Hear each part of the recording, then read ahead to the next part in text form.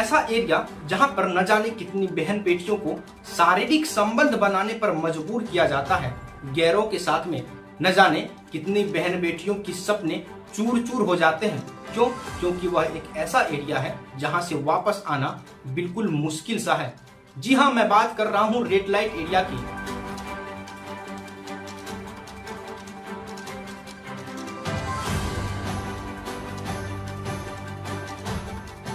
तो जानेंगे इस पूरे वीडियो में कि आखिर रेड लाइट एरिया होता क्या है और यह एरिया इतना बदनाम क्यों है। तो अगर उससे पहले आप हमारे चैनल पर नए हैं तो चैनल को सब्सक्राइब करके बेल आइकन जरूर दबा दें ताकि हमारे आने वाले सारे वीडियो सबसे पहले आप तक पहुंचे। नमस्कार दोस्तों, मेरा नाम है प्रियांशु और आप देख रहे हैं प्रियांशु फॉर यू। दोस्तों, सबसे पहले बात करते हैं कि आखिर ये रेड लाइट एरिया होता क्या है। दोस्तों, रेड लाइट एरिया कहे तो वेश्यावृत्ति का क्षेत्र। इसमें अलग अलग जगहों से लड़कियों को लाया जाता है अलग अलग तरीके से और उसे शारीरिक संबंध बनाने पे मजबूर किया जाता है दूसरों के साथ। इसके लिए उसे बहुत कम पैसे दिए जाते हैं, यही 200 से 300। दोस्तों, हमारे देश भारत में हर घंटे 4 लड़कियां प्रोस्टिट्यूट बनती है, जिसमें से 3 को तो फोर्सफुली वेश्यावृत्ति के दलदल में धकेला जाता है, जिसका सबसे बड़ा कारण है एशिया का सबसे बड़ा रेड लाइट एरिया सोनागाछी, जो कि कोलकाता में लोकेटेड है, और दूसरा कमाठीपुरा, जो कि मुंबई में लोकेटेड है, और इसके अलावा 1000 से भी ज्यादा रेड लाइट एरिया ऐसे हैं जो कि गवर्नमेंट रजिस्टर्ड है। अब अगर रेड लाइट एरिया का इतना डिमांड है तो सप्लाई का खेल तो होना ही होना है, और इसी डिमांड को पूरा करने के लिए लड़कियों को अलग अलग ट्रैफिकिंग इंडस्ट्री से लाया जाता है, जो कि ILO इंटरनेशनल लेबर ऑर्गेनाइजेशन के हिसाब से 11,000 करोड़ की तो बस प्रॉफिट कमाती है हर साल में। हालांकि हमारे भारत देश में प्रोस्टिट्यूट लड़कियों की संख्या काफी ज्यादा है। Ministry of women and child development के report commercial sexual expertise in India के हिसाब से भारत देश में करीबन 30 लाख से भी ज्यादा सेक्स वर्कर हैं, जो कि महज 15 से 35 साल की उम्र की है, और इसे ज्यादातर महाराष्ट्र और पश्चिम बंगाल से ही लाया जाता है। दोस्तों, अब आपको यह लग रहा होगा कि यह लड़कियों को ह्यूमन ट्रैफिकर्स लाते कहां से हैं। तो ये ट्रैफिकर्स अधिकतर उस लड़कियों को टारगेट करते हैं जो लड़कियां दलित, बैकवर्ड कास्ट और ट्राइबल एरिया से बिलोंग करती है, और NCRB की रिपोर्ट के अनुसार यह सारी लड़कियां अधिकतर पश्चिम बंगाल और मध्य प्रदेश से आती है।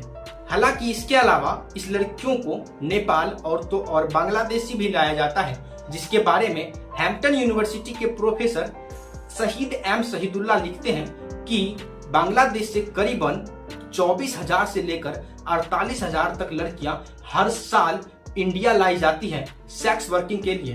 पर एक सेकेंड, सवाल यहाँ यह उठता है कि इन लड़कियों को यह ट्रैफिकर्स इतनी दूर से लाते कैसे हैं। तो रेस्क्यू फाउंडेशन के डायरेक्टर दीपेश टैंक के अनुसार इन लड़कियों को जो किडनैप होती है, इन लड़कियों को ट्रैफिकर्स मात्र 10,000 से लेकर 15,000 में खरीदते हैं, और इन्हें कोलकाता, मुंबई और दिल्ली जैसे शहर में मात्र 3 से 4 लाख रुपए में बेच देते हैं। लेकिन ज्यादा पैसे की आड़ में ये ट्रैफिकर्स अधिकतर वर्जिन लड़कियों की सेल करते हैं ताकि ज्यादा से ज्यादा पैसा अर्न कर सके उसे बाहर बेच करके।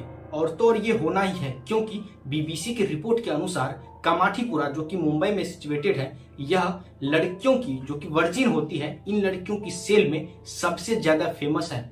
अब जब इन लड़कियों को बेच दिया जाता है तो वहां पर जाकर इसके साथ कुछ इस तरीके का काम होता है। सबसे पहले होता है कोठे का मालिक, जो कि इन लड़कियों को लाने से लेकर पूरी पैसे की हैंडलिंग करता है, और दूसरे नंबर पर आती है घर वाली, जो कि कोठे का पूरी लड़कियों का सब कुछ संभालती है और उसे कंट्रोल में रखने का काम करती है, और इसके साथ साथ वह इसे ट्रेन करती है। अब ट्रेन कैसे?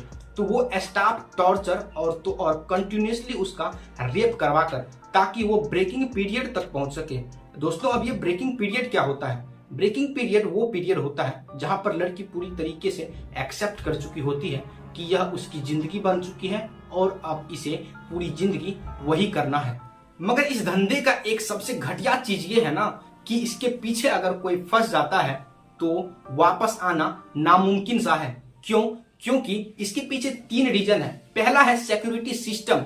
इसमें लड़कियों को पहले जब लाया जाता है तो उसे अधिकतर बंद कमरे में रखा जाता है और तो और अगर कभी बाहर छोड़ा भी जाता है तो कड़ी निगरानी रखी जाती है।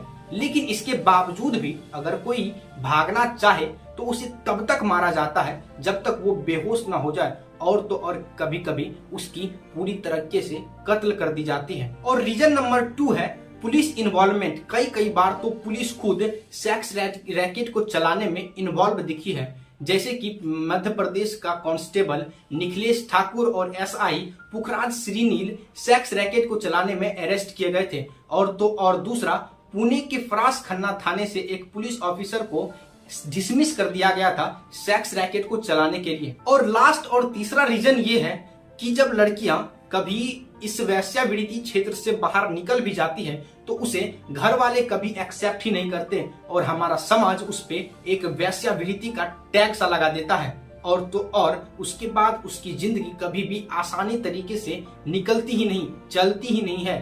अब सवाल ये उठता है कि इतने सारे रेड लाइट एरिया पर रेड पड़ने के बावजूद भी इसे बंद क्यों नहीं किया जाता? क्या इसके लिए भी कोई कानून है या नहीं? तो इसका जवाब है जी हाँ, एक कानून है जिसका नाम है इमोरल ट्रैफिकिंग प्रिवेंशन एक्ट 1956, जिसमें बताया गया है कि किसी भी लड़की को और बच्चों को अगर प्रोस्टिट्यूशन के दलदल में अगर जबरदस्ती धकेला जाता है तो वो एक अपराध है। और तो और अगर पब्लिक प्लेस जैसे मंदिर, रोड और तो और स्कूल्स में यह करना बिल्कुल अपराध है। मगर इसका लूप होल ये है कि अगर कोई बंद दरवाजे के अंदर सेक्स की लेन देन के लिए अगर पैसे की मांग करता है तो वो एक अपराध नहीं है। इसी का फायदा ये सेक्स ट्रैफिकर और सेक्स वर्कर उठाते हैं।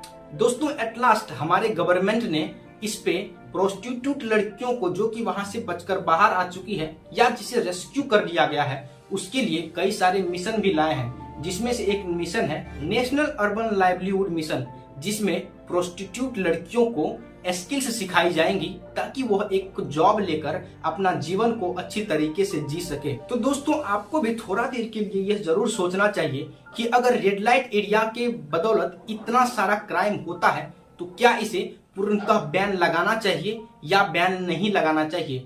अपना रीजन कमेंट में जरूर बताएं कि आखिर करे तो करे क्या। और तो और इस वीडियो को ज्यादा से ज्यादा अपने समाज में अपने दोस्त और अपने पूरे परिवार को शेयर करें ताकि वो लोग भी इस चीज से अज्ञात ना रहे। इस वीडियो को बनाने का मकसद ही यही है कि ये नॉलेज समाज के हर एक लोग तक पहुंचे जो अभी तक इस चीज से अज्ञात है।